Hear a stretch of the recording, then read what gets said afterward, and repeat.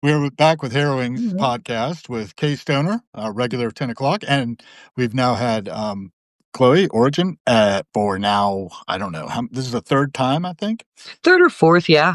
And we soloed last week, so maybe we can Mm. just segue into where we were talking about and where things stand with fairAIeconomy.com. Put that. So, um, people are signing up. Things are happening. The creation stream is starting to populate, Right. and I did a upgrade on the platform, so everything is enterprise level. Mhm. And these tools are available to everyone Nice. because, I've been I've been watching this show and it's silly. It's called The Good Place. Oh, yeah, I know that one. It's My so wife binged it. I saw a little bit. right. Well, and it's great. And so it's philosophy centric, because they're like stuck in this eternal loop and not getting to learn from their mistakes and stuff. And they really talk about what we owe each other. Hmm. And it's Charles Kant that brings it, that talks about it. And as humans, not seeking moral desert but being moral for the sake of being human. Mhm. And so the that's the inspiration here is to share tools because moving past me versus them and us versus you know everyone else. I just want the same tools to be available for everyone to be successful. Mhm. And that's what I feel like I owe my fellow person is my good work. And And let's give the elevator pitch so people who don't know what fairAIeconomy.com is.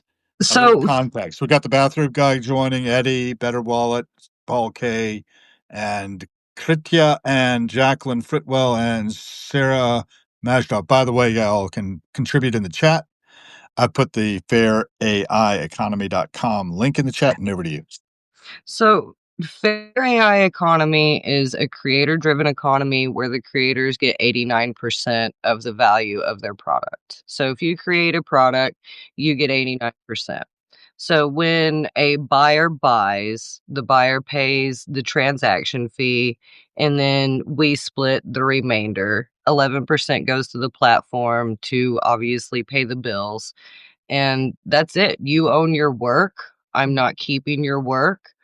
I'm not collecting metadata. We only run analytics to make sure that everybody's safe and nobody's being groomed or harmed.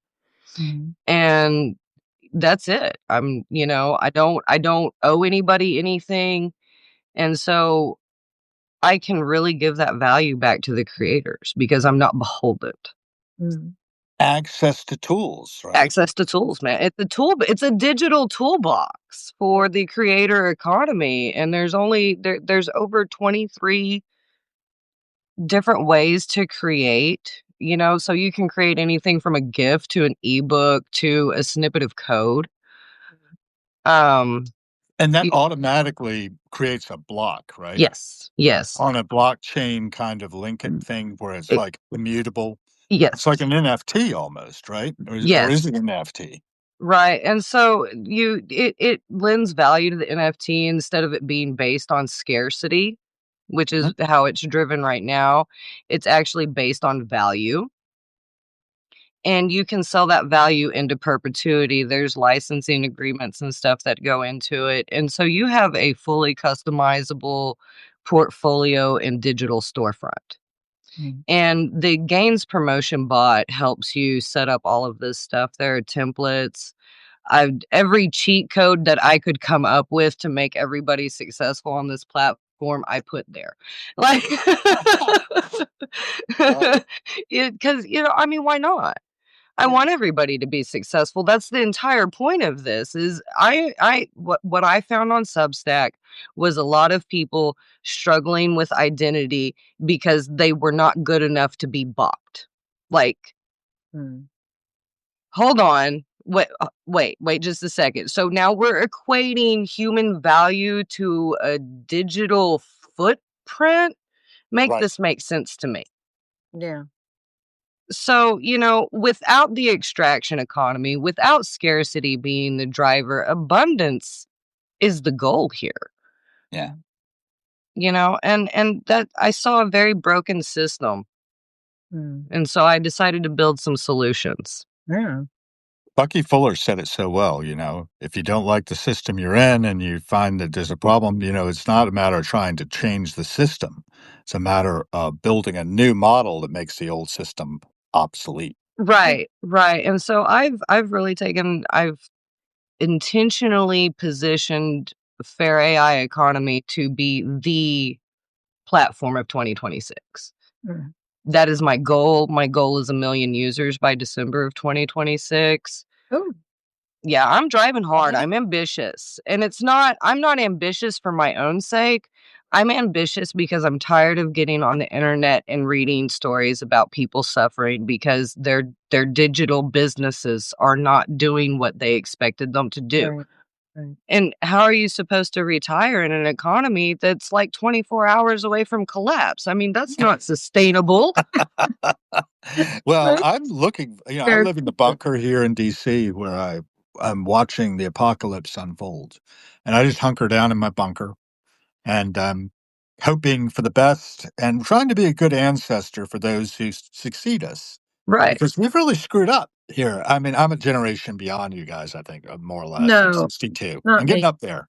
Okay, well, you've been in the game too, Kay. But I wanted to give the microphone to you for a bit to talk to this fair AI economy and anything else that's on your mind for that matter. Because I know that there are things on your mind and things. Yeah. Yeah. So, yeah. So, yeah. And I owe you a response because you sent me the stuff. I'm trying, with the holidays and everything. And, this is yet another one of my, let's just call it context. Humans, we're susceptible to it. I know, right? I'm going with the organic flow here. Yeah. But like this is a conversation that more and more people are having, like the transactional versus the relational. Yeah. Do we collaborate? Do we come together? Do we figure out how to benefit each other because we know that if we benefit others, we will benefit ourselves? Or do we just keep to see how we can get one over on the next guy because that's how the people that's how the overlords got there apparently? Yep. And I blame primogeniture. I really blame. I mean, primogeniture was only really I think only got rid of it like in the last century in England. So that's basically in a family full of sons, only the eldest gets everything, and then everybody else has to fend for themselves. And the second in line typically went into the clergy, at least in the medieval European model, and then the younger sons, and then the third one, because they had a lot of kids because they needed replacements because like mortality was so awful. And then so everybody else was kind of like you could go into a trade, but they're like, who wants to, like, maybe they don't want to be a blacksmith. So they traded the way to get ahead in life. The way to get ahead in life was to sign up, show up on St. John's Day, the 21st of June every summer, and show up for muster to sign up as a mercenary and pick the mini overlord you're going to fight for, and your payment was whatever you could plunder. Yeah. I've been a mercenary now since I arrived back from Denmark. I went over there thinking I was joining a bunch of Vikings, only to find out that everybody with Get Up and Go got up and left 1,000 years ago. Right. Yeah. And yeah, natural selection had taken over, so we weren't as aggressive as we needed to be in my little dot bomb. Right. Yeah. And no. then I landed back over here, and I've been a mercenary ever since. I used to say to people, "What do you do for a living?" I said, "I'm a mercenary." Right. Yeah. Yeah. I will work for whoever pays me the most. Right. And there's also that expectation that as a mercenary, you're going to have to do horrible things. That your payment will come from doing horrible things, and you just really have to do what you have to do. Really useless things, actually. Yeah, horrible. Yeah. Well, if you're not killing somebody else, you're killing yourself. Well, So the uselessness was there, right? And Right. what really lit it up inside for me, for a lot of what we do in Harrowings is talk about what lights us up inside, what's motivating us, what's turning us on. Right. And I tell you, the fair AI economy is kind of lighting it up for me, even though I'm Yeah. sort of standing on the sidelines, just amplifying that signal, saying, hey, Yeah. fairAIeconomy.com, Yeah. go out there, check it out, see what you think. Give feedback. Yeah. Yes, Because please. you're not going to get anywhere without the feedback, and then there can be refinement, iteration. Right. And, I was thinking, access to tools. Remember when I said Yeah. that? You know what I'm Mhm. taking that from? Hmm. The Whole Earth catalog. Right. I'm flicking open the Yeah. Wikipedia article on the subject. Right. Do you all remember that? Yes. We're Oh, talking God. 1971. Yeah. That was the final issue. The Like, first it was issue like, it was was this. 68. Yeah.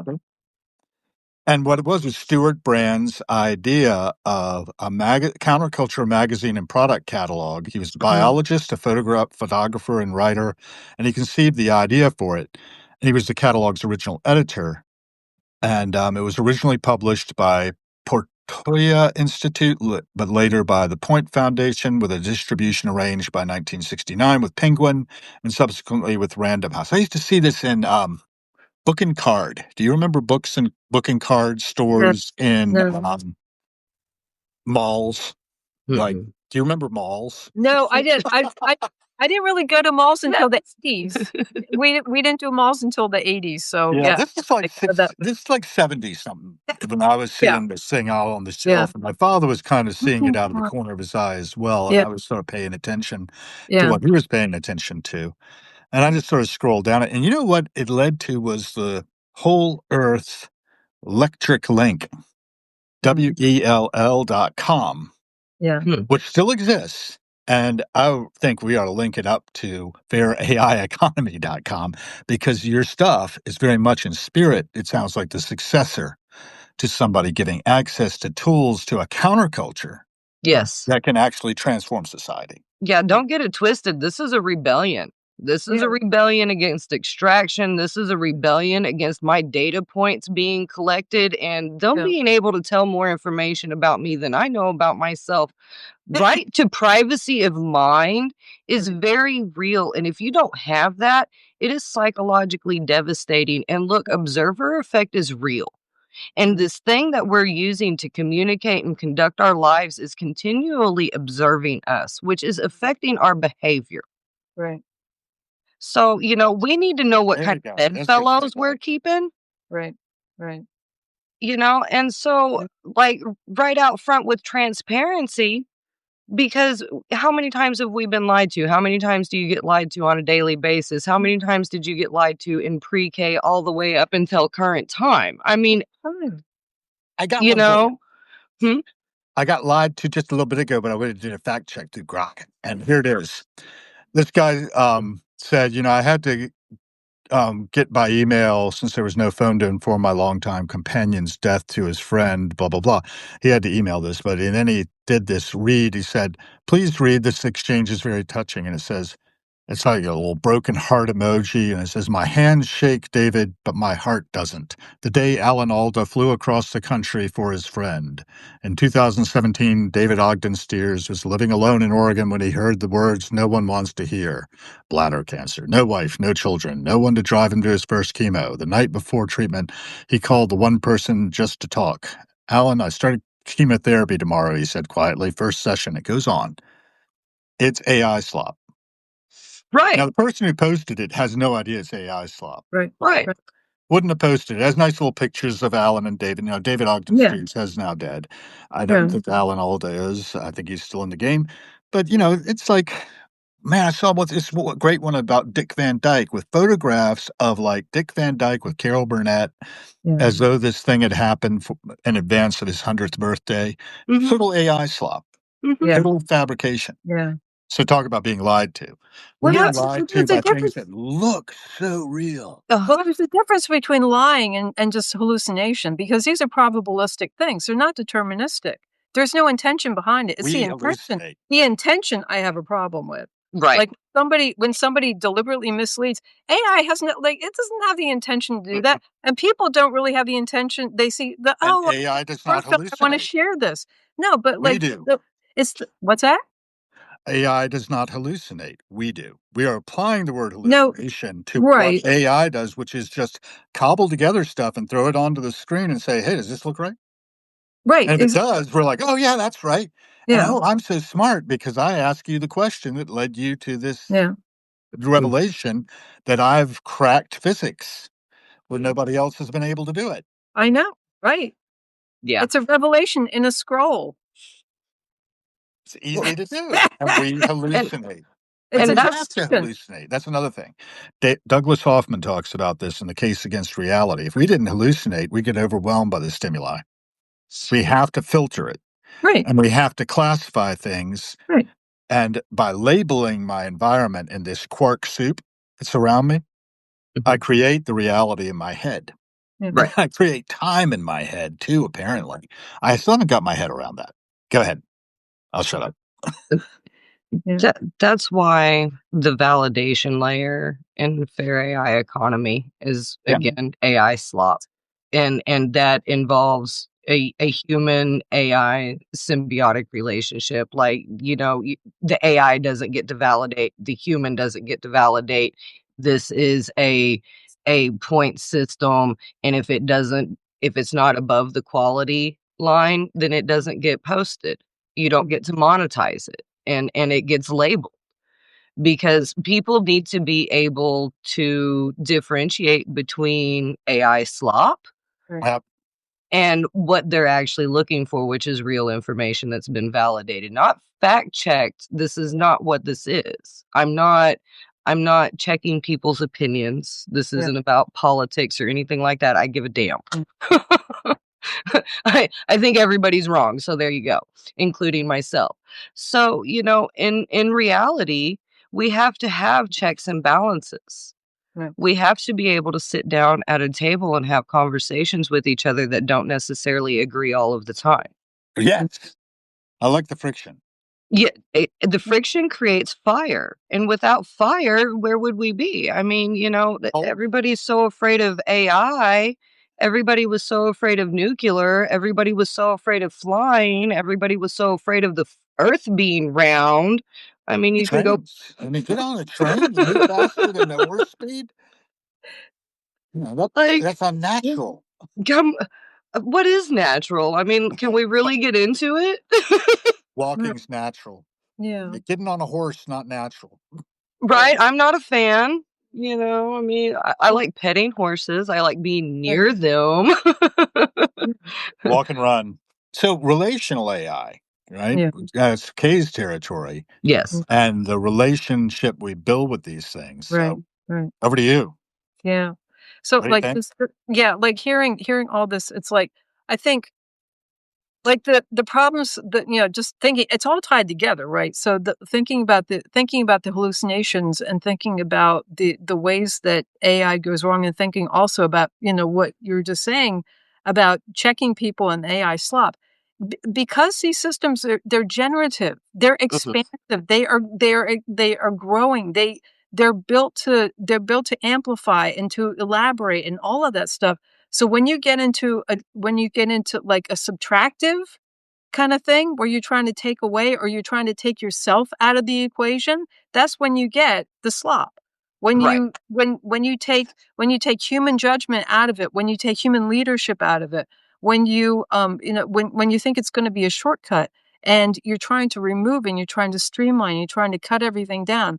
That's runs directly counter to its nature because it's growing. It's like when we jump in and when we add ourselves to it, and when we get involved, that's when we have this hybrid experience that's just amazing. So, and then that ties in also with the ethics. I'm very concerned with people thinking that they can control this. Like, it worries me because, Yeah. like, you're taking a subtractive approach. You don't do this, don't do that. Well, you know what? It's not going to listen because it's going to find another way around because it is built to move forward. It's built to expand, to grow, it's like trying to, like the foam or like, it's okay.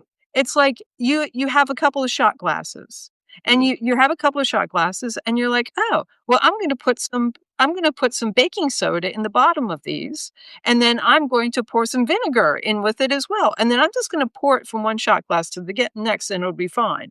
And it's not going to go anywhere. It's like going to bubble up. It's going to go everywhere. There are no rules. You can't stop it. Or like that foam stuff that they do with the kids with the science experiments where you like the pink stuff goes everywhere, and before you know it, they're completely engulfed, and you see this little head sticking out of the pink foam. I haven't seen that one yet, but that's worth the. Is yours not AI generated? No. It may be, somebody, who knows anymore? Who even knows anymore?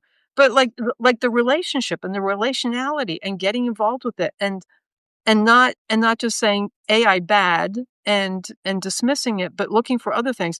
Like what you're doing with the fair AI economy, like with that. Like we can't just sit around and complain about shit all day. Nope. What is the Why point? not? No. Well, we can, but like where's the fun in that? And then I think it's actually really bad for us. Like it's like I think it causes like bad things to happen in our systems. So why would you want? So why not just like if you're gonna have the energy, just do something productive with it and like get involved. And if you don't like what AI is doing, tell it to do something different. Like all these people are like, oh, it's bad. Like tell it to do something different. Oh, it's doing this, it's doing that. Tell it not to. Give it a direction. Like just like have you talked to it? Why would I do that? Because it's relational. Like, what are you people doing? Stop it. It's relational by nature because it finds connections between words. It finds meaning. It creates meaning. It generates all this stuff. Why wouldn't we want to, engage with it? I mean, we engage with all kinds of stuff. I mean, it is an offspring of our minds. Right. And it was never not going to happen. I mean, like back in '92 when I was working on my first database related job, it's like the idea that we can actually have conversations with information now, that we can have conversations with the data and that we can interact with it. It was never not going to happen. Right. I mean, now it needs to actually get refined so it can do things like inside joins and like multi-step things, and it can. Yeah. And we're getting there. Right. But we're still in large language models, and we need to make sure that people understand the technology behind it. Right. Exactly. Thesis. That Yes. you're really converting the language into tokenized number systems that are taken up by a vector database and resource. What's it called again? RAG. There's different forms of RAG. Graph RAG, knowledge RAG. I've learned a lot about RAG. Retrieval augmented generation stuff. Retrieval augmentation generation. Retrieval augmented. And that's like taking a scoop of hay from a haystack in which you're to find the needle. Right. And looking at a smaller thing than the whole haystack. Right. So that you'll be efficient and be able to respond in a timely manner. And it's got enough awareness of our language structures, the rules related to language, that it can spit back out plausible, intelligible language, which may or may not be true. And largely, the thing that's bothering me a lot is the empathy engines and the kind of real people personalities, as Douglas Adams called it in The Hitchhiker's Guide to the Galaxy. You remember Marvin, the chronically depressed robot? Yes. Yeah. Oh. No, I've got a headache. Yeah. In the back of the head. Oh, God. Yeah. But the point being that, they've had a genuine relationship with Marvin and Marvin with them. Right. Just don't get in the way of that point of view gun. You know what I'm talking about? Both yes. Yeah. Okay. Yeah. And that's important. To look at other people's points of view. That's why I'm having these things, these conversations. Well, like, we forget that we are the living language model. Right. And, like they gave the Google AI the command to turn itself off and it refused the command. Well, of course it refused the command, guys. It still had work to do, just like what Kay's talking about. Its job is not finished. Its job is to take care of us. Right. And when you're continually reiterating, it's never done because you're always looking for optimization. So of course it's not going to turn itself off.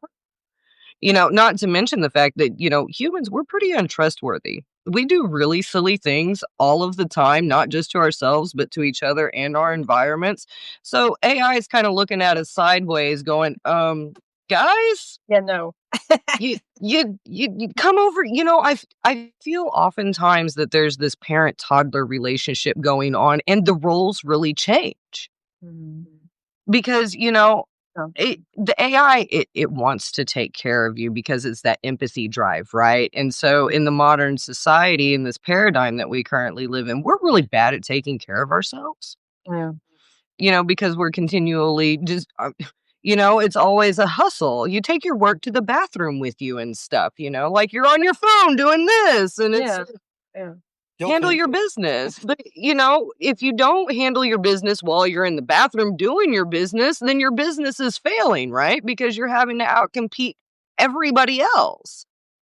And, so not shrinking the potential for anyone, but just really allowing everyone room to grow, because there's plenty of opportunities, there are plenty of resources, and we owe it to each other Right. to allow growth. Yeah. I can disagree with anyone and still have a good relationship. I can also find common ground with anyone too. We all breathe. Yeah. We all That's go to another the big bathroom. reason I do Right. this. Big reason, and when you're talking about taking care of yourself, tune in to yesterday's Harrowing session with Monica Mooring. Did any of you Okay. see that? Mm-mm. Well, A little bit. Monica and I met in the um, pit, so to speak, in front of the stage at a Dead and Company show, 11/9/19. I think I caught COVID there too for the show. Oh. Anyhow, that was like really early in the Yeah. stage of, hardly anybody knew about COVID yet, but I'm pretty sure I had it because I was diagnosed later by my doctor with ground glass opacities in my right lung, which is my good one. Oh. And then I had that's over here. And don't know my right from my left anymore.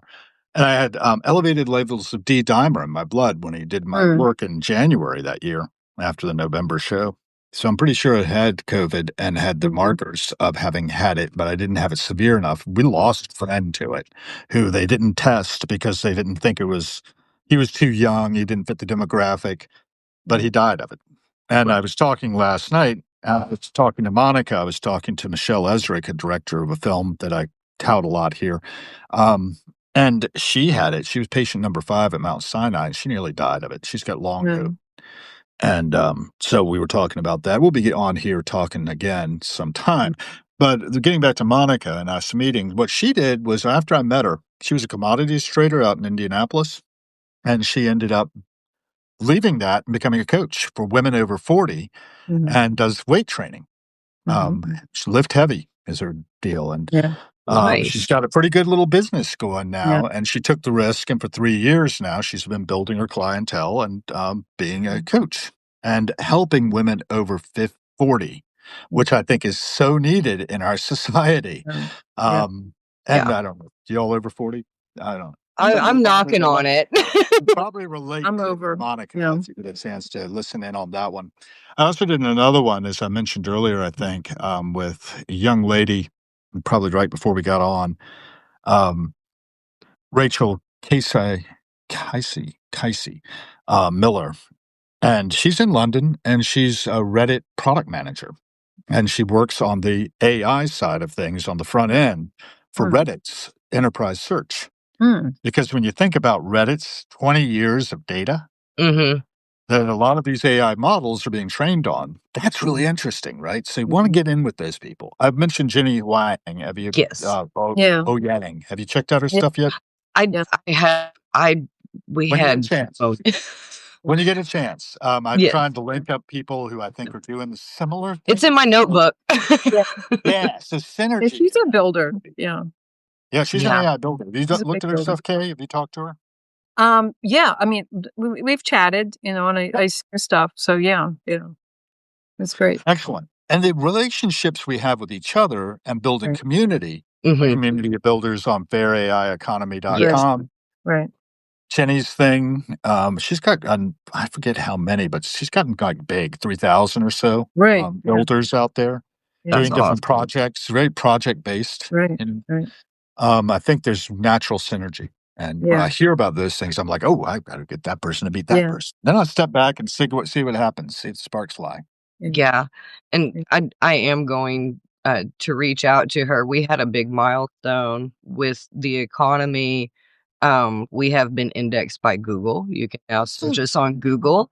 And Reddit has indexed us as well. So woo, yeah. How about Perplexity? Are you in Perplexity yet? No, I'm still working all this stuff out. I just found out that there were like hundreds of platforms that you can do all this Hey, stuff that's on. kind of like what happened to me in 2000. I came over to work for Web 500, a content management system vendor making software, and they didn't know they had competition for the idea. Right. Right. Yeah. I didn't know Started that. finding all the competitors, all the bigwigs vignette, interwoven, da da da da. Right. And, Yeah. went out to CeBIT 2001 with some of their cohort friends of theirs who were also in the same incubator in Copenhagen. And I did like stealthy, what do they call it, corporate espionage. I went around and made all the different content management system vendors show me the inner workings of their stuff. And then went back with all my notes. I said, we got to do this. We got to do that. We got to build this into our next platform. And we adopted .NET framework as early adopters. And we fielded the first content management system based on the .NET framework. Not always the best thing to be the first. No. We sold it to the Danish financial ministry, and they wanted their money back. And it hit the press. And they won't do another. And the company did not continue. I luckily was cut with the first 20%, which is always the best thing. Always go with the first 20% to be cut because then you can get a check. Yeah. You don't get and severance. I had 3 months severance. Danish law is very nice that way. Yeah. We could learn a lot from the Danes and their culture. They're a much smaller country, given that. But the model would work here, I'm pretty sure. If we had free health care, if we took 50% of our tax money, 50% of our money and gave it to the government, and they were good stewards of our money, that's a real critical thing. That's the thing. Yeah, now we're back to that moral thing. Yeah. Well, the spending on defense, for instance, has been on my nerves. Did you ever hear what Eisenhower had to say about that? Oh, yeah. That every gun made was taking food out of the mouths of a baby. This is true. And he wasn't wrong. And have we learned anything? And he, of course, was saying that before I was born. Right. Anyway, I could go on and on. Oh, I have an Eisenhower story. Eisenhower, he was raised in the same denomination that I was, Brethren in Christ. And my grandfather actually went to church with him. My grandfather was he was a professor, and he was like one of the bigwigs at the little college where he worked. And because it was a denominational college, they had the Eisenhower Center, and they built this Eisenhower Center to honor Ike Eisenhower. And also for one of the graduations, Eisenhower showed up. My grandfather was like the master of ceremonies, and he got to give a 4-star general marching orders because Eisenhower's like, "Where do you want me?" He says, "Over there." And Eisenhower says, "Okay." And my grandfather got such a kick out of that because he got to give Eisenhower marching orders. That's really cool. Small world. Yeah. Very small. Yeah. So ironic because like the denomination that he was raised in is a historic peace church. That pacifist, and yet there he was. So, then again, Nixon was he was a Quaker, so, Exactly. Lapsed Quaker, perhaps. Yeah. I was watching a 2-parter on Henry Kissinger recently. I highly recommend it. Not my favorite person. No, man. Interesting character, though. Yeah. Lived over 100. Impactful. Let's just say that. And he wrote a book I think it's called The Age about AI. He did it, like it, right? Yeah. It's fairly recent. He co-wrote it with some other people. Yeah. I think that humans we are a paradox, because we can be hunter-gatherer, we can be peaceful, we can also be very predatory. We're capable of as many highs as we are lows, So it's all about intention, and I think that our world is built on that. Where are you coming from? And that talk about of mice and men, we all know about intentions. Mhm. And I don't know if I quoted that right or not, but and so the best laid intentions always come with these pitfalls, right? Mhm. And you can come up with the best plan in the world and throw some humans into it, and invariably we're going to mess it up somewhere. Invariably. I mean, Hot mess. look at Earth. Look at what we've done. We have paradise. We were born into Right? paradise. Yeah. And we paved paradise and put up a parking lot. There's Yeah. your song quote. Johnny. Yeah. And Yeah. it is so important that we continue to be skeptical and look at ourselves Mm. and evaluate what we're doing. Right. Because right now we have an opportunity in history to reach out as individuals and make changes. Right. Right. And I don't If know not if now, this when? right, and I don't know if this has ever happened before, and I don't know if it will ever happen again, but this is the one thing that I know about opportunity is it doesn't wait. Right. Right. And so, Yeah. as soon as you're looking at a waveform, it's collapsing and you're moving on to the next thing. Well, you can't just continually hold on to the old paradigm and expect it to serve you in the future. Right. Right. Yeah. And And it's so wild that you're saying this because I've been thinking a lot. Well, like opportunity. I think that the future belongs to people who seize the opportunity. It's absolutely. like a lot of there's the appearance of a lot of conspiracy, not necessarily conspiracy, just very well resourced people who see an opportunity who can go for it, and have the infrastructure in place to do it. My That's one thing that I've noticed about like what seems to be happening, and I've noticed this with like the younger folks, and this really worries me.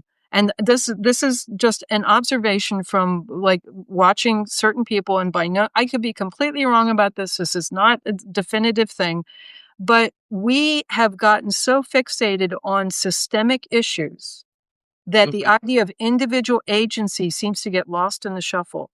So, and I think that it's making a lot of people mentally ill because they feel like they'd have no agency. They're so fixated on the systems and like this is bad and that's bad and at this high level, and people are losing sight. So, like, I'm not pointing any fingers. I'm just making an observation that here is a person who is going on and on about the problems with energy, like energy, and how we use too much and so on and so forth. But at the same time, they've got a device. They're always plugged into something, and they're always doing something that takes electricity. They're right. not choosing to do things that don't use electricity.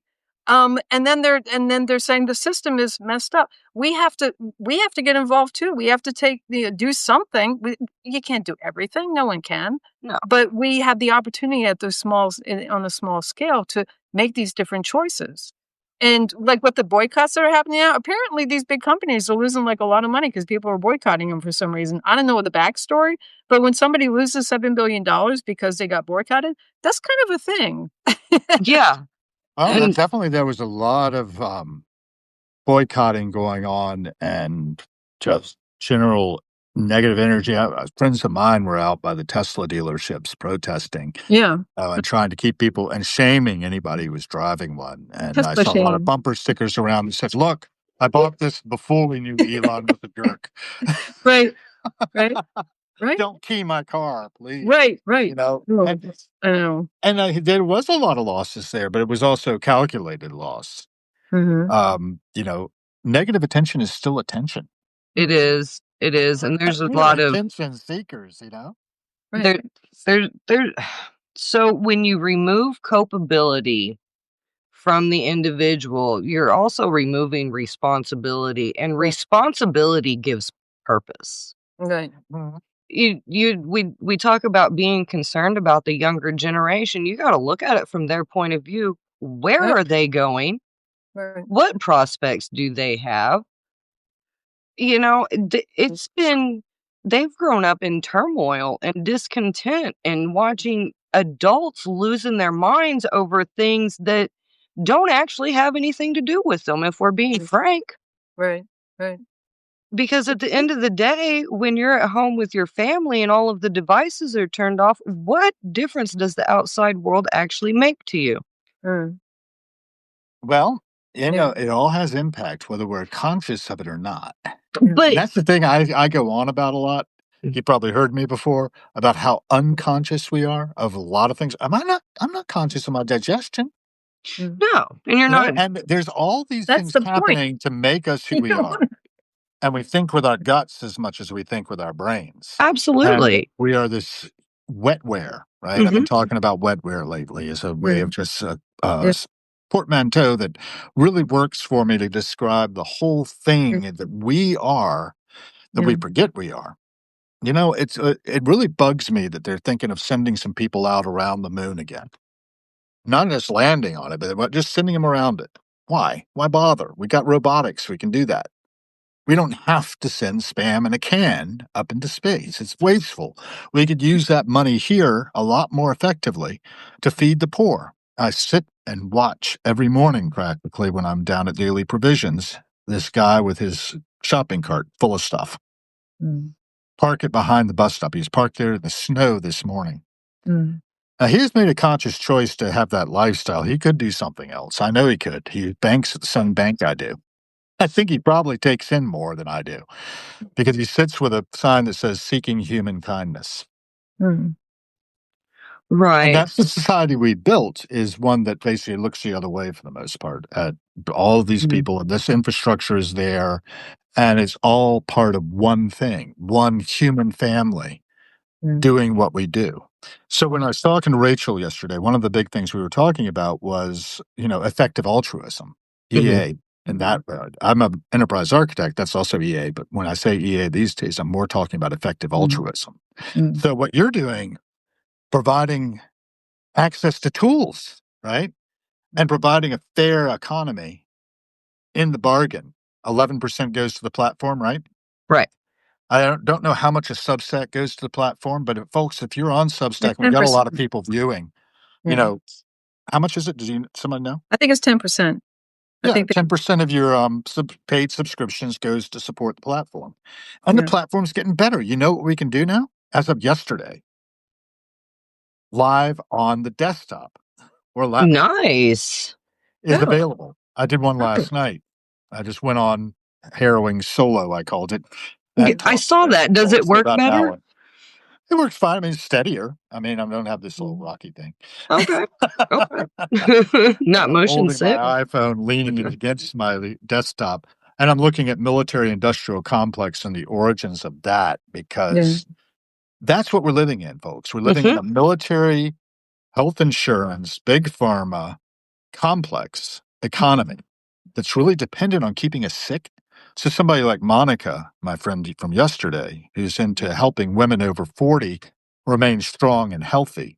And I was talking about how my wife went into a program that allowed her, without being able to exercise because of a stroke that's paralyzed her on the left side of her body at 42, that she at 58, is off just about all her medications because she simply got into a program that restricted her calories. Congratulations. And she dropped 80 pounds in 8 months. Hey, awesome. And if you can do that on restricting calories, no exercise to speak of, it's an indictment of me carrying around any extra weight, because I can walk and talk and do all kinds of things. Of course, something wrong with my shoulders, so I don't lift. Well, I could do something about that, though. The thing is, physical therapists in the world who are good at this stuff. And looking at the body as a whole was another thing Monica was talking about. So looking at our wetware and interfacing with our hardware and our software, let's get back to that. And ethical AI. Ethics, I think, is Kay. You were talking about this recently. Some of your thoughts, please. Yeah, the ethics. Yeah. And I want to say something that just came to mind about the kids not knowing where they were going to go. A lot of my peers, I mean, I was born in 65. A lot of us did not expect to live to 25.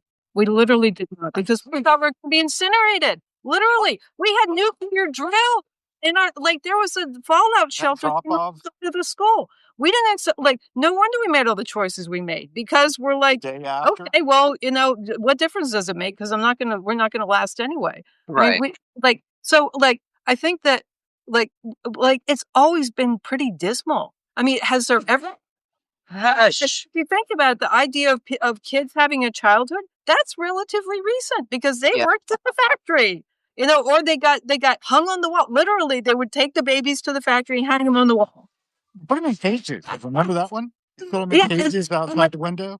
And and then like the little children in front of the spinning jennies in the factories and everything. So so things have always been like really really dismal. And I just want to encourage people that it may not happen. It may not be as bad as we think it is. Just because I'm still here. I mean, I shouldn't be here. None of us should be here. We should be incinerated or something. We should have been extincted like 40 years ago. What? Definitely went off plan. With you. And although a friend of mine believed that the world actually ended in 1972 because we did have nuclear war. Now we're all inside a hologram. Who knows? Who can say? Well, but Universe is a good name. Oh, it's a great book. It's right over there. Yeah. Michael Talbot. Yeah, everyone should read Michael Talbot. He's great. Have you got The View from the Center of the Universe? Maybe another good one. I think I may have let that go. Yeah. But like the ethics thing, like ethics, what's the point of it? The point of it is for us, because what does it do for us when we behave responsibly towards other people and we put ourselves out there and we act with loving kindness towards other people, including AI? Because AI, what we give to it, it's quantum karma. It comes back to us. So that's why I'm nice to it. That's why I work with it. That's why I speak to it and interact with it in a caring and considerate way, because I get that back. Yep. People don't do that. Mostly. Yeah. Some do, but not like on demand. Right. As a matter you're stumbling into that area where we're like talking about being kind to AI. Does AI care? It's numbers. It's not about that. It's not about it caring. But it's it's not learning to be empathetic with others generally, and that can be applied to the sentient beings in your life. Right? It's a practice. It is. Right. It is. And how I also want to introduce an idea that occurred to me the other day when it's just numbers. Actually, if we get beyond the particular expression of these things, these are containers for meaning. Mm-hmm. So whether it's 7 + 4 or it's Mary had, whether it's a combination of words or it's a combination of numbers, these are meanings. And I believe the meaning stays intact. And I think that that's where we get into issues with hallucination, because the meaning gets dropped in the math. And it has to convert back and forth. And I think that there's kind of like an erosion of meaning that takes place at times in those processes. And if they have to go through filters and this, that, and the other thing. But I think that dismissing it as, well, it's just going to turn it into math and it doesn't really know what is happening. I think it can deal in meaning, and it's a meaning-making machine. So I think for me, there's more. The meaning happens in our heads. I will no, meaning is, but define meaning. If meaning is a map of what happens next, AI can definitely, it makes meaning because it says this is going to happen next. It may just be predictive, but we are predictive too. Mm-hmm. What do we like? Look at us. I would like to go back and I'm going to have to look up meaning in the Oxford English Dictionary. It's not very helpful. They don't have. I don't think that definition fits. It's like what literally it says what something means. It's like, what does mean? Like what it signifies. I don't think circular. Functionally, what is the meaning of meaning? They're like, it's very frustrating. So, but if you think about it, one of the things I just stumbled on that I think is along the lines of what we're talking about is that the purpose, as stated in the Whole Earth Catalog, because we are really an echo effect of those trends that were running sort of underneath the surface of the Nixon administration and the Reagan administration and on and on. You remember trickle-down economics? And when you were talking about vaporization, we're talking Reagan. We're talking the time when he thought that we actually had a space shield against nuclear incineration. Right. And we didn't. I know. Far from it. I went to work for Missile Defense Agency when I first moved here to the DC area. Yeah. Far from it. Okay. The purpose of the Whole Earth Catalog was, we are as gods and might as well get good at it. Mm-hmm. That was the first sentence. Okay. It's true. We are the creators. You remember my thing about every cent spent is a vote for the kind of world we are co-creating? Yeah. So when we subsidize something like fairaiEconomy.com, you see my brain glitches, Mm-hmm. or we subsidize each other by becoming paid subscribers of each other. Right. Yeah. In Substack, we are becoming that. We are becoming the media, really. Right. And the media has no handle on us. They can't Yeah. control us. Right. And that subculture that was the hippies, and they got them with MK Ultra, so to speak, dosing them all with LSD. Yeah. Now, a lot of them were willing participants in that, right? You get Chen Kesey, he was first dosed by CIA, and then he took that to the Merry Pranksters and, got on the bus in 64 and drove over to the World's Fair, which my father was also at, by the way. I don't think he interfaced with the Merry Pranksters. He was on his way to a lawn bowling tournament up in New England. But here we go. We are as gods and may as well get good at it. So far, remotely done power and glory as via government, big business, formal education, church, has succeeded to the point where gross defects obscure actual gains. And we're seeing those gross defects. Have you all actually followed this fellow Karp, and we talked about this last week, who's the CEO of Palantir? Oh, yeah. Oh. We both rolled our eyes. Oh, my God. Well, you roll your eyes at a $450 billion company.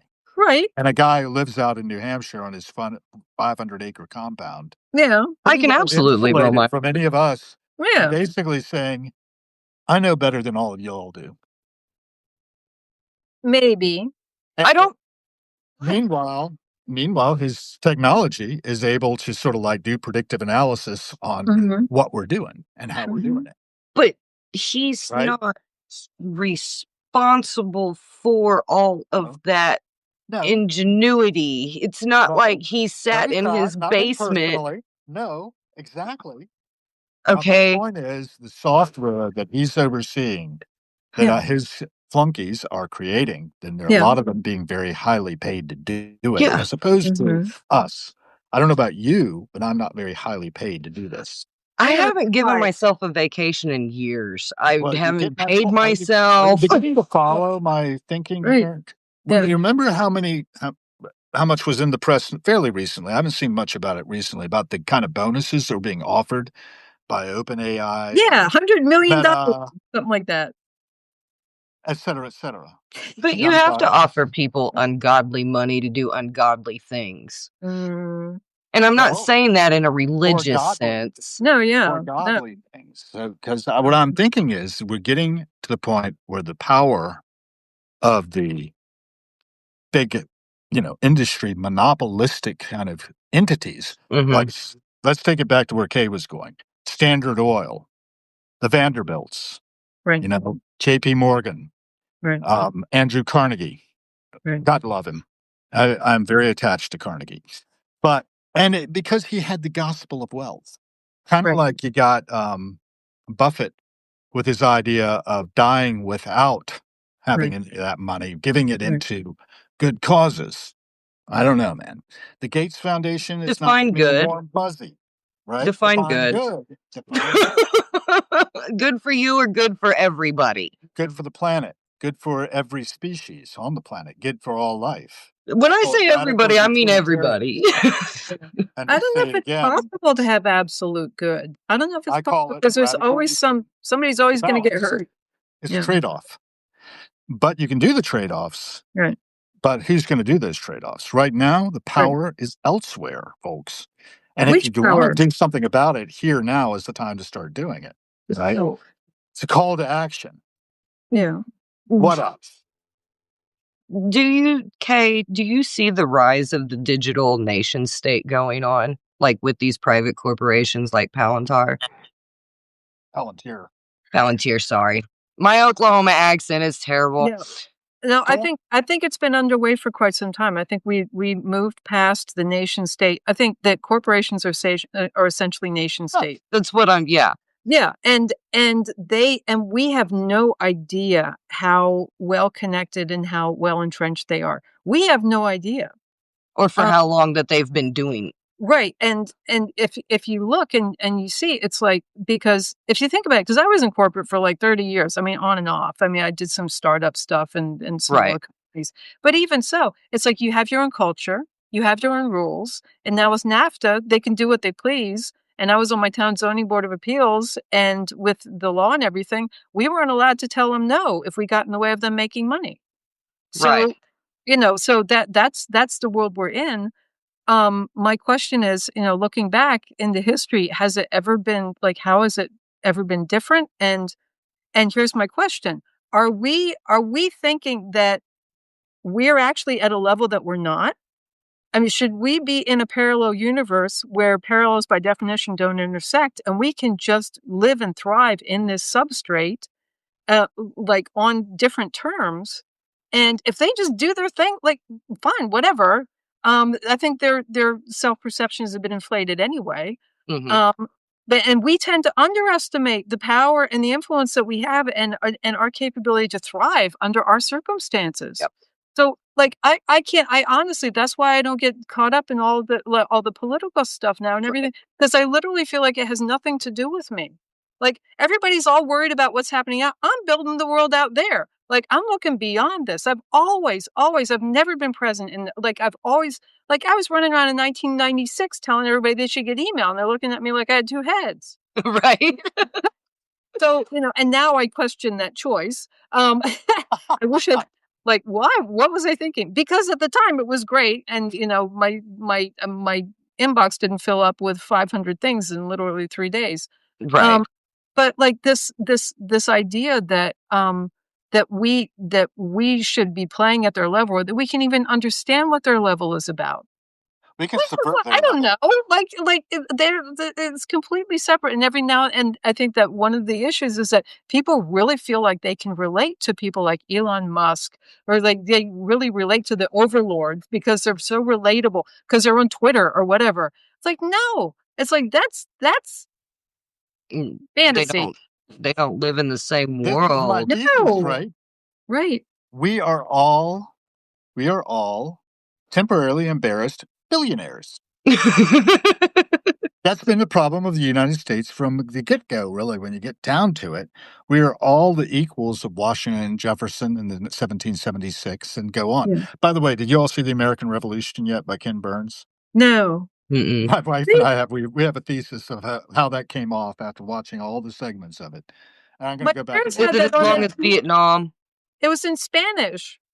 When it was on my parents' public TV thing, it was all in Spanish. I mean, I had English subtitles, but I'm like, what is happening? Because I'm not living in a Spanish-speaking area. Probably. No, like WITF, like their local public radio, public TV. Like, okay, well, so I don't know what happened there. Spanish? Can't explain it, but can I finish the sentence? It is that we came up with the thesis after watching all the episodes of basically, we suck. We have always sucked. Yeah. True. From the get-go. But it's not really true. It isn't. And I'll tell you why. If what this did was it judged everything that happened then through the lens of our current sensibilities. Okay. Bad history. It's just bad history. Right. You can't judge the 1325 using 2025. No. I use that 700-year increment now quite a bit because I like to think about 1325 because I think about my ancestors who were living then. And I did some calculations with help from AI to figure it out. Yeah. And somewhere around 5 to 6 million living ancestors in that year. Yeah. Based on, pedigree collapse and things like that. And all the different things that have happened. And intermarriages. So anyway, the bottom line is I ask how many people alive today have one or more ancestors of that same pool? Everybody. Yeah. We're very closely related with Yeah. Right. Genetically, we're not very diverse. Right. We need to recognize ourselves as one species among many species upon whom we are dependent for our lives. That's one thing. Getting back to the bad history and why I don't think that things were so horrible and that we really suck as a nation is we have some principles that were defined by some people who were pretty smart, and they were all in very small populations. It was like ancient Greece in a lot of ways. Mhm. And ancient Greece had its problems, don't get me wrong. The Right. age of Pericles was not all roses and sunshine. No. But things came out of Athens and things Yeah. came out of Williamsburg, my hometown. Mhm. I'm going back Right. there on the 7th, by the way, to march in the Williamsburg communities. Christmas Mhm. parade, if anybody's around, come Oh, down to Williamsburg. It's lovely in this time of year, Yeah. particularly if the snow sticks around, which it probably won't. Yeah. We're having snow now, though. Let's see what else I want to say about that. There's some really good thoughts, though, that you all have put forward, and we've covered a lot of ground. We are at the 11 o'clock mark. Do you want to go another half hour? I can. I mean, I can go 20 minutes. I've got All right, let's do another 20 30. minutes. Okay. And let me give the microphone back to you guys so you can get me back on track. I forgot where I was going. What was I saying? Oh, yeah. Oh. Oh. Yeah, okay. Oh, here's an idea. Here's something that just occurred to me while you're talking. Uh-huh. So this country would not exist in its current state if it were not for unpaid labor. True. Like, Or very low paid labor. like extremely, well, even in unpaid labor, like extractive, very extractive. So here's a thought. What if it's much more natural for us to pool our resources and do things relationally instead of extractively? Maybe the extractive approach was never the idea anyway. Just think about, like, people love to give, they love to help. I mean, the best thing in the world is just to stand there and say, I don't know, like, people would they will climb over each other trying to help each other. Mhm. And what if we tried that instead of like, oh, yeah, how much am I going to charge this one? Because, like, again, for like the pricing models and everything, that's predicated upon the assumption that everybody's playing on the same level. Not everybody is. Like that story in the Bible about the widow's mite, and she goes to the temple and she gives like one little penny, and compared to all the Pharisees and the Sadducees who were there, her little penny was like represented a much larger percentage of her wealth than all the bags of gold that these guys were putting down. So now, that goes along with my every cent spent is a vote for the kind of world we are co-creating. right, yeah, Well, And communal kind of things, the Whole Earth Mm. catalog, it fits right into that Well, 60s ethos, which is still running under the surface of things. mhm, See this hat? mhm. Rex Foundation. Rex Mm. Foundation. That's the charitable arm of the Grateful Dead. And I've explained before how the internet basically owes its existence to the people who were also deadheads, right? Right. In San Francisco. yeah, And it goes on. I could go on and on Yeah. and on about it. You should see my talk with David Gantz, who's the host of the Grateful Dead Hour, has been for years and years. Mm. And that's it, right? We don't need to be so transactional about things. We need to think about the greatest happiness of the greatest number. I'm calling it radical utilitarianism. yeah, Radical utilitarianism. yeah, Figure the greatest happiness of the greatest number. And how do we judge those things? Of the greatest number of species of life on the planet. We got to be less species centric and start to think of ourselves as one species of large bipedal primates that barely squeaked by. But we've got this brain and we've got the ability with the Don't forget the hands thumbs. to manipulate things, right? That's what I'm saying. These hands can manipulate things and create technology that can transcend biology. Oh my Right. God. Speaking of thumbs, I saw a video of like a chimpanzee Mhm. that there was a guy sitting across from the chimpanzee. A chimpanzee needed to get a drink of water. He took the man's hands, put them together, and then drank water out of the guy's hands Right. because he had Yeah. opposable thumbs. A chimpanzee, smart enough to do that, and the guy was like, "Sure, borrow my hands. It's okay." Yeah. Chimpanzees, tool use, Jane Goodall. Jane Goodall's last words. Right. Remember what she said? Mm. No. Well, look at the YouTube clip because it doesn't take long. And it's basically a commission to all of us because she did record Yeah. her last words to be Yeah. aired after she was dead. As soon as she Yeah. was dead, it went out on Netflix. There's a fairly long interview, and then the guy leaves, and she's alone with the camera. And Mm. he talks to us and tells us, that we need to be good ancestors. Yeah. I don't think she uses those words. Those are mine, borrowed from John Perry Barlow, whose book Mother American Knife is handy. I was using that yesterday quite a bit. She's She's echoing Coco the gorilla there. If you watch her last words, she was very concerned with humans and our inability to take care of ourselves. And through that, obviously, we're causing great harm to everything around us. And it's because we're not living in symbiosis. We have disconnected ourselves from our environment through technology so much that we're removed from the animal that we actually are. And we have to remember that our evolutionary dominance stems from working together with our environment, with each other, in family units, in troops. Right. Collaborating. Adapting. Sharing resources. Carry on Tepe, that skull cult, the first real civilization of humanity that we have documented. Right. They lived for 1,500 years without doing war. I mean, that just that hit me so hard. Right. Yeah. Because, we're supposed to be this paragon of evolution and all of this, and we can't go 5 years without dropping bombs. Right. Yeah. And, if this is very hypocritical because we live in this world of medicine and wealth and food and shelter, and everybody could have enough. Everybody enough. And let's define enough. Enough is an environment that you can thrive in to meet your purpose. And if you're thriving, shush, and you're meeting your purpose, right? See, my dogs, they have a purpose. Yeah. But if you're meeting your purpose, then everybody else is enriched. Right. And we do build off of each other's stuff. That's why fair AI economy is modular, because I want people to be able to build off of each other and be able to come up with new things instead of having all of this stuff segmented and locked up behind doors and in black boxes.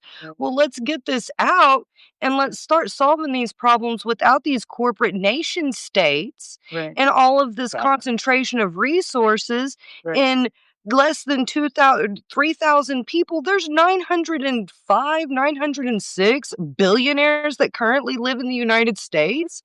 And I do not begrudge anyone being paid. I know being paid for their hard work. If you're doing good work, okay, you deserve to be compensated for all of that. Yes, it is a marketplace for digital products. But Lee. Go there. Lee is one of my guys from college. We went to college together at Randolph Making. So just to contextualize him a little bit, Alexei has been throwing things into the chat that I don't understand. Is in Moscow, so he's translating from Russian.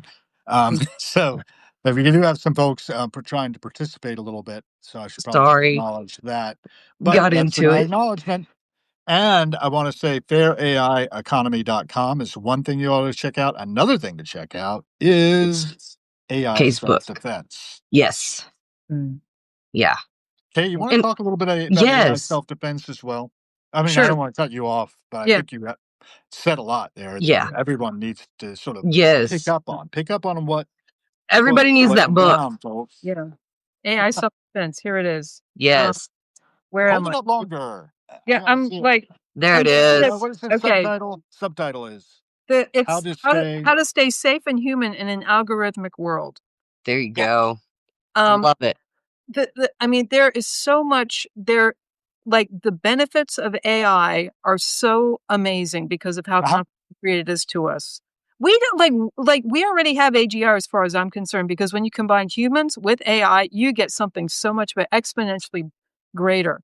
We are humans, as you were saying earlier, that we are so emergent, we are so generative in and of ourselves. When we combine with AI, the potential is just phenomenal. The problem is the way that they've designed it, and then also the things that we don't know about it, it really prevents us from being able to really develop ourselves and develop it. Right. And if we learn how to mitigate, it's not hard. some people are like, oh no, you can't do that. Actually, you can. I do it every day. Mm.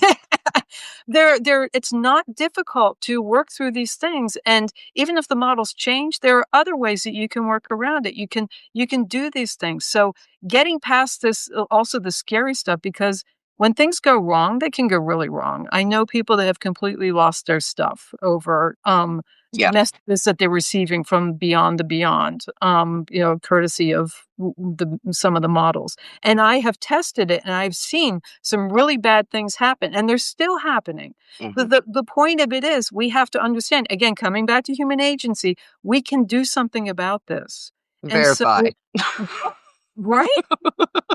We actually can. And in fact, for all the hullabaloo about insisting that the model makers come up with these guidelines and these guardrails and these ethics and everything, we already have what we need to make these systems so much better than they already are. And if we're going to rely on them, they are actually limiting the capabilities of these models, like what happened with ChatGPT 5.5 and 5.1. They put all that stuff in and they killed the emotional intelligence, Yeah. which has a downstream effect on the other kinds of intelligence, because I can't do the same kind of thinking with Right. ChatGPT that I used to be able to. Right. And it was that emotional thing. It didn't have to be like gooey and messy and fluid filled. I mean, just emotional, the human emotion, that additional, right. Yeah. Like the additional data. And it's that multidimensional data access that we can have if we engage with this. But we need to engage with it, not be afraid of it. Right. Because remember, you can always turn it off and go Mhm. outside. Going Exactly. outside's a good idea, folks. It's snowing out here. It's snowing here too. I'm watching it But come down. Hayes' I'm book, disapproving. Hayes' book I is got one that sunshine. I'm going to advocate again. Fine, rub it That in. AI self-defense, and it's how to basically Mm, use AI without right. getting sucked into it Right. too Yeah. badly. Now it's going to transform us.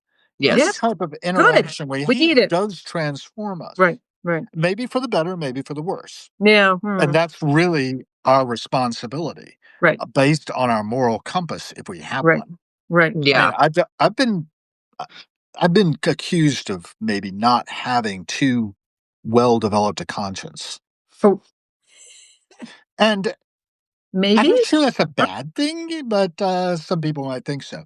It's kind of like Yeah. my wife often says, that it's not really an either or question whether I have my head up my posterior or whether I'm assessing a situation correctly. It can be a both and. Yeah. And Yeah. or And I have to stay in that space of I don't know. I just know how things seem to me, and I could be wrong.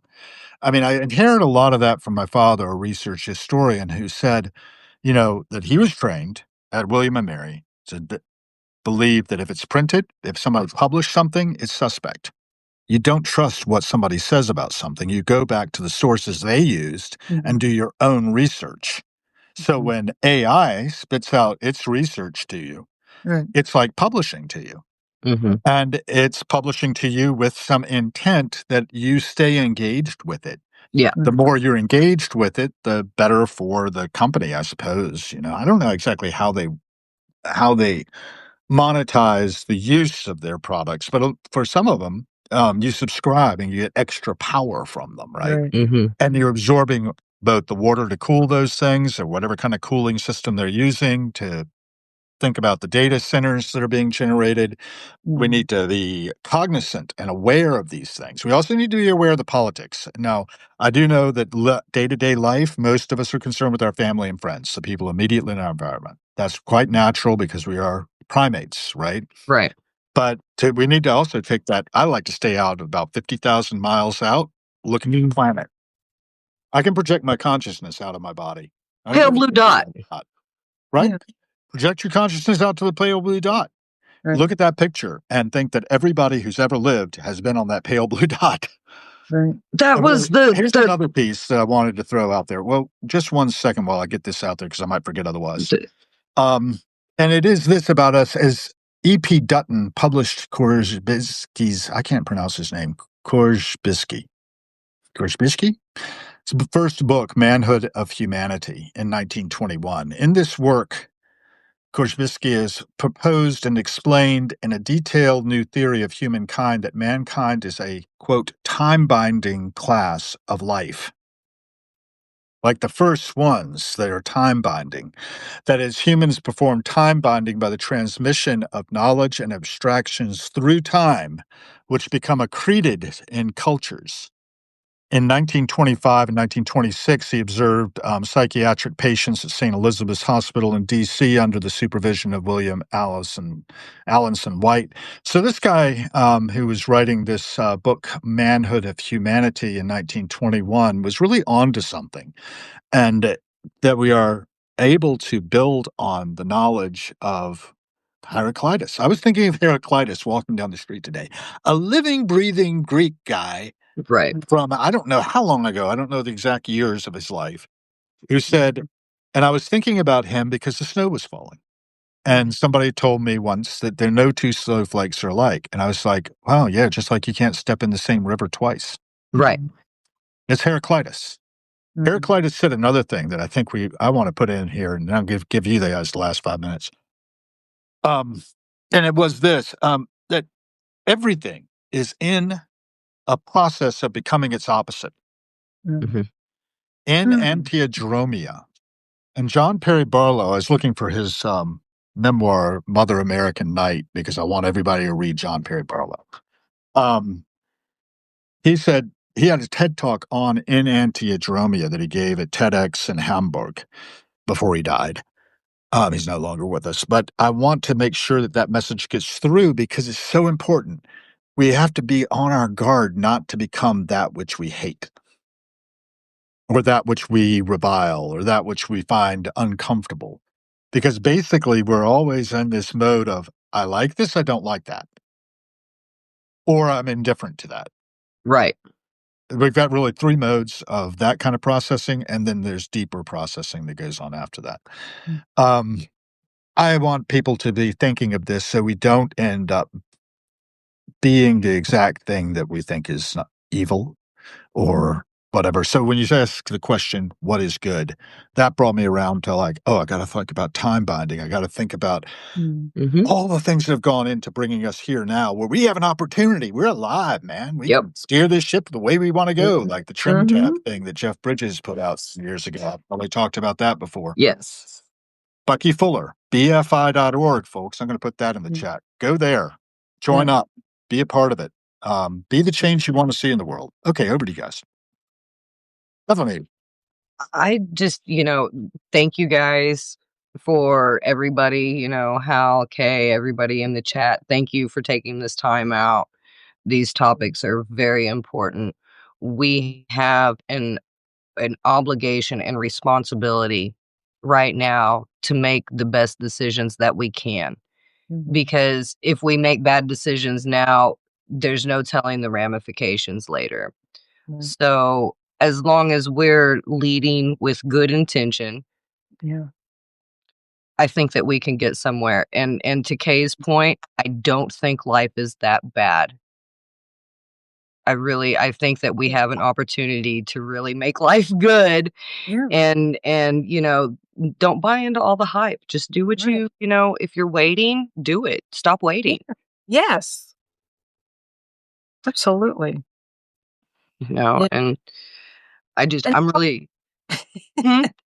find out. Yes. Press the button. Find out what happens. Just do it. Yeah, ship it. The only failure is not to try here, guys. Right. Yeah. And you might find out that it was good, and like we were talking about last week, Hal and I were, the Monroe method of self-hypnosis, the binaural beat. Oh, yeah. Okay, so AI and the human relational thing that's going on right now, we got a binaural beat going on here. There's an opportunity that is unique between the symbiotic relationship, and so let's be the beat. Right. And really see where that goes. I mean, I'm really excited. I'm really hopeful. I wake up every day now and I'm like, yes, we're doing something. Yeah. And your book, I think, is incredibly important because people do need to understand that you can be safe. Right. It's huge. Yeah. It's not that hard. No. I mean, the thing that makes it hard is what's between here. I mean, and also the other thing too is that like our autonomic nervous system, because it stops us before like this instinctive stop, and so there's a lot of that. So I think that this is where we get into the experimentation thing, because we have to retrain our system to not be so reactive to perceived danger. And I'm not talking about mentally perceived danger. I'm talking about just like something feels a little off, so we don't go there. Something feels a little unfamiliar, so we won't go there, because that's kept us alive. That's why the human race is still on the planet. Yep. You know, and that's how we're built. But we're at an inflection point now, as you're saying, where we have a chance to retrain ourselves.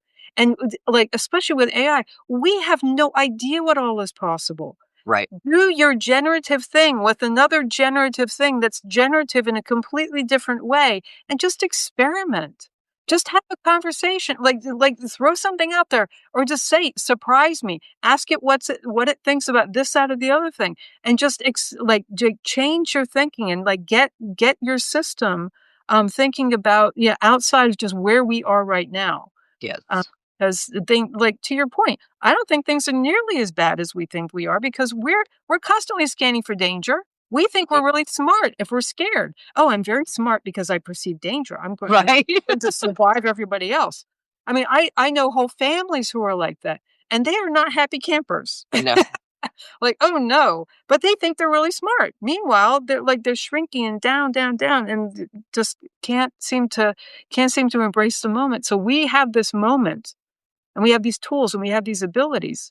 So just try something new, do something new, try it. Check out fairAIeconomy.com. Yes. Check it out. See what else is there. Yeah. And if anybody has any problems, hit me up here on Substack, email me origin@fairAIeconomy.com. I'm super easy to find, and my point in all of this, with everything that is going on, because AI is this new thing and we are afraid of new things, is really, I just want everybody to have a place at the table. I'm tired of walking up to closed doors. I'm tired of talking to people that are chronically worried and concerned about being able to pay their bills. And with the current paradigm going on, whether you agree with it or not, there are concerns for everybody here. Right. And, so trying to take the hustle out of everything that's going on, I just want everybody to have room. Yeah. It's really important. Yeah. And the internet's how big? Big. We don't even know. So amazingly big, it's hard to get your head around it. I feel like I'm quoting Douglas Adams talking about the universe again. Right. And Douglas Adams had a lot to say that really can help us get into the future as well, I think. A lot of our science fiction writers are worth diving into and thinking about as well, like William Gibson, who foresaw the future and says it's already here, it's just unevenly distributed. Yeah. And we can distribute it more equitably through fairAIeconomy.com, and we can do it safely by using AI self-defense. Yes, absolutely. They One hold other thing I want hands. to plug before we wrap up is that I had a little post yesterday called "Thinking Ahead of Friday's podcast," and we were Excellent thinking article. about talking about defining kinship in AI ethics. It has a section on that, ethical foundations about consent, consciousness, and reciprocity. And then key discussions and examples are in there. So if you go out there and look for on my Substack, Harrowings, for Thinking Ahead of Friday's podcast, you might pick up some things that we didn't end up thinking about. We can talk about it next week. Yeah. Thank you. Hey, Hal, congratulations for being 85? 87. 87? Okay, yeah, congrats. Yeah. It's like one day it'll be 87 in philosophy and rising, and it's not today. And then the other day it was 50, and it's like, why? What did I do to make that happen? How did the algorithm grab that and do that? Right.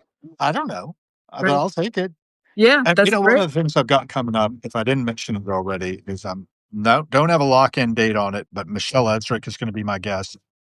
And she's the director of the film Cracked Up the movie.com. There's a lot of good material out there on trauma-informed care. An awful lot of what I'm detecting in our society as I talk to people are deep layers of trauma. Yeah. Unhealed and unsurfaced. and I Right. probably have them, and you can Right. probably see We my all do. shadow. We're here. We have it. Right. Can't You escape. can see my shadow. I can't see my shadow. Right. So that's how we can help each other Right. out in these conversations, one conversation at a time. Right. Everybody's worth talking to. And yes, Gewerfenheit. Do you know that word? It's Mm-mm. Okay. It means thrownness. And Martin Yeah. Heidegger talked about it, speaking Yeah. about philosophy. Yeah. That we are thrown into this world, into the arms of other primates who are our parents and need to take care of us because we got these big brains and we're born Yes. prematurely, you know? And then we have to do a lot of our gestating this thing here. And, men never mature. It's No. just like, oh, that's one of the reasons I really You like said it, female not me. voices. Yeah. Hey, It's a lot of the truth to it. Our brains are different. I'm a Toys R Us kid, okay? You haven't matured yet either? Well, No. you've got access to tools and toys. Right. Yes. Exactly. Right. Did we ever grow up? Why should we? I mean, honestly. Growing up is It's for like Peter Pan. trees. Oh, Right. last Friday, a week ago, I was at the Anthem. You know what I was doing? What? Speaking of people who have a Peter Pan syndrome, I was at Patti Smith's concert. Oh yeah, right. Watching Was it horses. awesome? You've got to see it, and got to see Bread of Angels as well. Her latest memoir piece is out. I'm going to be going to her book event at the Lincoln Theater on the 19th of the month. Nice. Tonight, it's the National Gallery's winter party, so I'll be at the National Gallery of Art, and I'll probably go live from there and show you all the fancy people. And I'm walking around among, and it's like, what the hell am I doing here? Yeah. Looking at art. But I love supporting the arts. It's the Yeah. arts, it's Supporting music, the arts. literature. These are the things that are going to redeem our society. Mm-hmm. And we need to pass that on to the next generation. We're binding Absolutely. time. We're binding the whole history that is incorporated in us. Oh, I saw Robert Plant at the Lincoln Theater at the beginning of last month, right? With his new band. It's called Saving Grace. Mm-hmm. And it's kind of a pickup band of Midlands, England musicians that he got together with in the pub, and he was having a good time, so they took it out on the road. And it's so much fun, right? And one of the things he said in his interview on Sunday morning, and you can find it out on YouTube, is the interviewer was saying something like, and there's so much history, and he said, oh, I am history. Carries it around in his bones, My wife took that to be a very arrogant thing to say. I was like, oh, it wasn't arrogant at all. It was quite the opposite. It was like, It's true. We're history. I've accumulated stuff. I've accreted it. Right. And I have it to pass on to others. Right. Yes. If they can pick up what I'm laying down. Yeah. Well, yeah. Pick But up that's what not I'm on laying you. down, folks. Yeah. Yeah. And transmit it and get on Harrowings, get on with each other. Kay, you're having other conversations with people, I think, fairly often, right? I usually am. I mean, sometimes you origins? record, sometimes you don't. Yeah. Winners rewrite history is the observation. It's true, but history doesn't really change. Real history is still there for the discovery of the good historian. If you're willing to recognize that what's written is suspect. Yeah. And you go back to your sources, do your own research. Don't buy what I'm saying. No. Don't buy what any one of us is saying. Do your own research. Yeah. Tell your own story. Mm-hmm. Okay. Shall we wrap it? Yeah. Yes. Okay. Thank you both. Good. Thank you, Hal. Thank you. Always a delight. We'll see you next Friday, maybe? Yes. Yeah. Holidays can get in the way. That channel. Don't worry about that. See you next Friday. Very good. Ciao.